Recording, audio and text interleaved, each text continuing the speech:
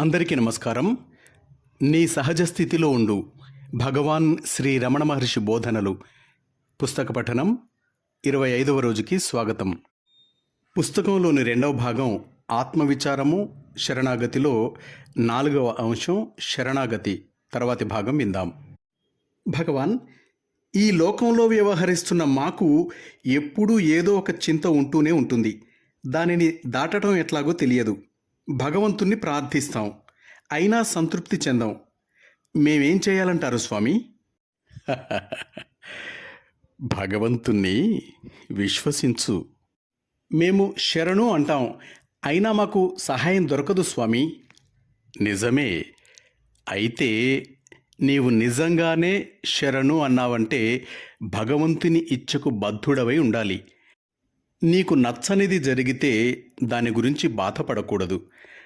పైకి కనబడినట్టుగాక పరిస్థితులు ఇంకొక విధంగా మారవచ్చు. దుఃఖం మనుష్యులని భగవంతుని వైపు తిప్పుతుంది సాధారణంగా. భగవాన్, మా బ్రతుకులు ప్రాపంచికం. భార్య, పిల్లలు, మిత్రులు, బంధువులు ఉంటారు. వారి ఉనికిని మరచి దైవేచ్ఛ అంటూ ఊరుకోలేం కదా. మా వ్యక్తిత్వాన్ని పూర్తిగా విడనాడలేమండి. అంటే నువ్వు చెప్పుకుంటున్నట్టు నీవు పూర్తిగా శరణాగతి చెందలేదన్నమాట. నీవు భగవంతుడినే విశ్వసించాలి. ఆయన శరణు చెందు. ఆయన దర్శనమిచ్చినా అదృశ్యమైనా ఆయన ఇచ్చకి బద్ధుడవై ఉండు. ఆయన ఏమి చేస్తాడో వేచి ఉండు. నీ ఇష్టం వచ్చినట్టు ఆయనని చేయమనటం ఆయనని శరణు వేడటం కాదు, ఆజ్ఞాపించడం అవుతుంది. ఆయన నీ ఆజ్ఞానువర్తి కావాలంటూ వేరొక వంక ఆయన శరణుజొచ్చాననుకోవటం కుదరదు. ఏది మంచిదో ఎప్పుడు ఎట్లా చేయాలో ఆయనకి తెలుసు. అంతా ఆయనకే విడిచిపెట్టు. ఆ భారము ఆయనదే. ఇక నీకు ఏ చింతలు లేవు. నీ చింతలన్నీ ఆయనవే. అదే శరణాగతి అంటే. అదే భక్తి. కాకపోతే ఈ ప్రశ్నలు ఎవరికి ఉదయిస్తున్నాయో హృదయంలోకి లోతుగా వెళ్ళి ఆత్మలో సంస్థితమవు. సాధకునికి ఈ 2 మార్గాలు ఉన్నాయి. శరణాగతి అసాధ్యం స్వామి. అవును, మొదట్లో పరిపూర్ణమైన శరణాగతి కష్టమే. కొంతవరకు శరణు అనటం అందరికీ సాధ్యమే. క్రమేపీ అదే పూర్తి శరణాగతికి దారితీస్తుంది. అయితే పూర్తి శరణాగతి అసాధ్యమైతే చేయవలసిందేమిటి? మనశ్శాంతి లేదు. దానిని నెలకొల్పటం నీ వల్ల కాదు. అది శరణాగతి వల్లనే లభిస్తుంది. భగవాన్, ఒక్క శరణాగతి వల్లనే ఆత్మని చేరుకోగలమంటారా? శరణాగతి చెందటం చాలు. తన ఉనికికి మూల కారణమైన దానికి తనని తాను అర్పించుకోవటమే శరణాగతి అంటే. ఆ మూలం నీకు వెలుపల ఉన్న భగవంతుడు అని భ్రమపడకు. నీ మూలం నీలోనే ఉంది. దానికి అర్పితమవు. అంటే మూలాన్ని అన్వేషించి అందులో విలీనమవటం అన్నమాట. భగవాన్, నేను చేసే ప్రతి పనికి కర్త భగవంతుడేనా? ప్రస్తుతం ఉన్న చిక్కేమిటంటే వ్యక్తి తానే కర్తను అనుకోవటం. అది తప్పు. వేరే శక్తి చేస్తుంది. మనిషి ఒక సాధనం మాత్రమే. ఆ స్థితిని అంగీకరిస్తే మనిషికి ఏ కష్టాలు ఉండవు. లేకపోతే అతడు వాటిని కొని తెచ్చుకుంటాడు. గుడి గోపురం మొదట్లో ఉండే శిల్పాన్ని చూడు. ఆ బొమ్మని చూస్తే గోపురం యొక్క బరువంతా దాని భుజాల మీదే ఉన్నట్టు కనబడుతుంది. ఆ శిల్ప భంగిమ, ఆ రూపం అంత బరువుని మోస్తున్నట్టే అనిపిస్తుంది. కానీ కాస్త ఆలోచించు. గోపురం భూమి మీద నిర్మింపబడింది. దాని పునాదుల మీద అది నిలబడుతుంది. ఆ శిల్పం గోపురంలో ఒక భాగమే. కానీ చూడటానికి మాత్రం అదే గోపురం యొక్క బరువునంతా మోస్తున్నట్టు ఉంటుంది. తమాషాగా లేదు? అంతా తానే చేస్తున్నాననుకునేవాని పరిస్థితి ఇంతే. స్వామి, భగవంతుణ్ణి ప్రేమించటం మంచిదే కదా.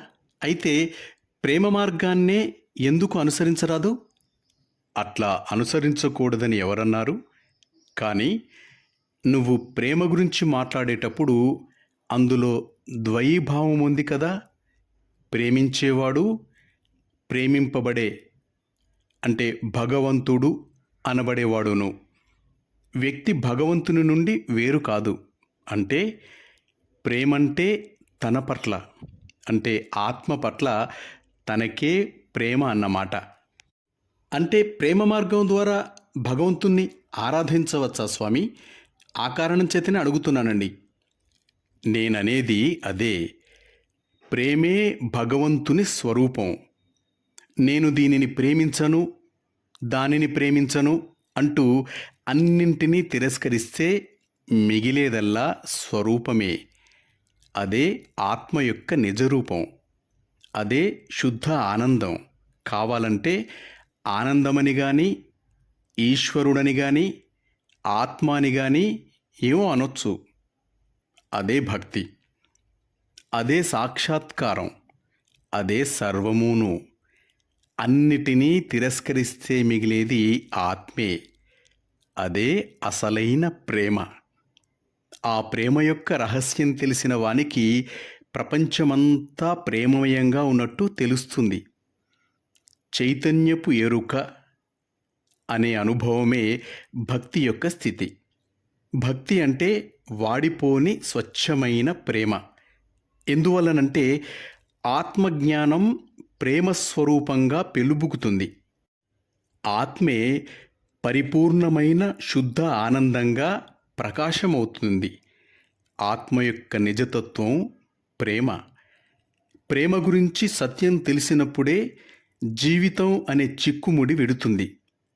ప్రేమ యొక్క శిఖరాన్ని అధిరోహిస్తే విముక్తి లభిస్తుంది. అదే అన్ని మతాల సారాంశమును. ఆత్మానుభూతే ప్రేమ అంటే. దాని అర్థం ప్రేమనే చూడటం, వినటం, అనుభవించటం, రుచి చూడటం, వాసన చూడటం.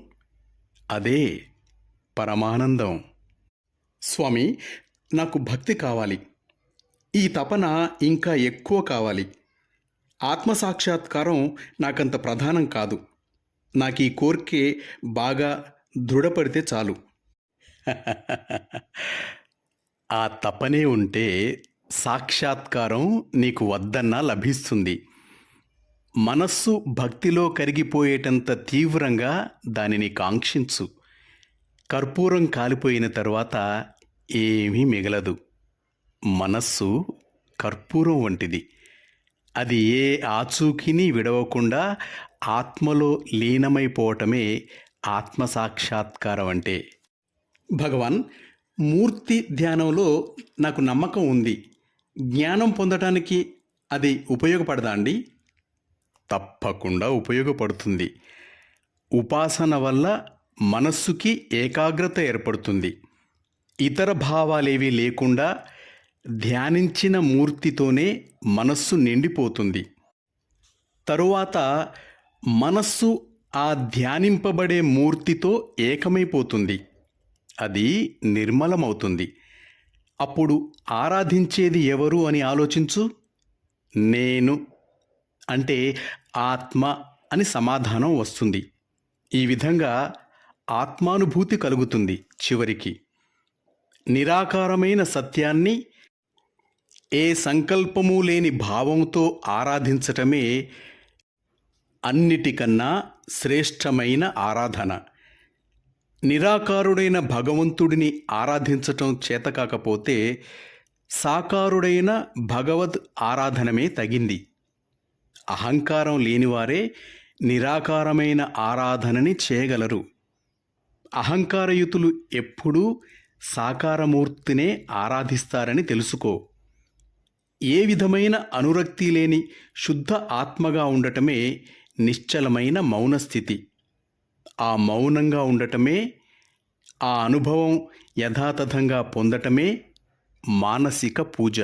అంటే నిరవధికము, సహజము నిజము అయిన ఆరాధన ఆత్మకి వశమై ఆత్మలో సంస్థితమై హృదయంలో భగవంతుని నెలకొల్పుకున్న మనస్సే చేయగలదు.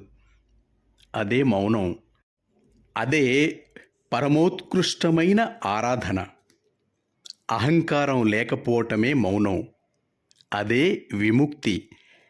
ఆత్మ విస్మృతి వల్ల ఆ మౌనం నుండి దిగజారిపోవడం జరుగుతుంది. అదే విభక్తి. ఆత్మలో విలీనమైపోయిన మనస్సు వల్ల కలిగే మౌనంలో సంస్థితము అవటమే నిజమైన శివభక్తి, అంటే నిజమైన దైవభక్తి. ఆత్మస్వరూపమైన శివుని పాదాలకు తనని తాను పూర్తిగా అర్పణ చేసుకున్నప్పుడు ఎంతో శాంతి కలుగుతుంది. ఆ స్థితిలో తన లోపాల గురించి హృదయంలో ఏ విధమైన భావము ఉండదు. అదే పరభక్తి యొక్క స్వరూపం. ఆ విధంగా భగవంతునికి దాసుడై నిశ్చలంగా మౌనంగా ఉండటమే, ఆఖరికి నేను దాసుడను అన్న అహంకారయుతమైన భావం కూడా లేకుండా ఉండటమే ఆత్మలో సంస్థితం అవటం అన్నమాట. అదే పరమోత్కృష్టమైన జ్ఞానం. మాస్టర్స్, ఆత్మవిచారము శరణాగతి అనే ఈ అంశం తర్వాతి భాగం రేపు విందాం. అంతవరకు సెలవు తీసుకుంటూ మీ నవీన్, వరంగల్.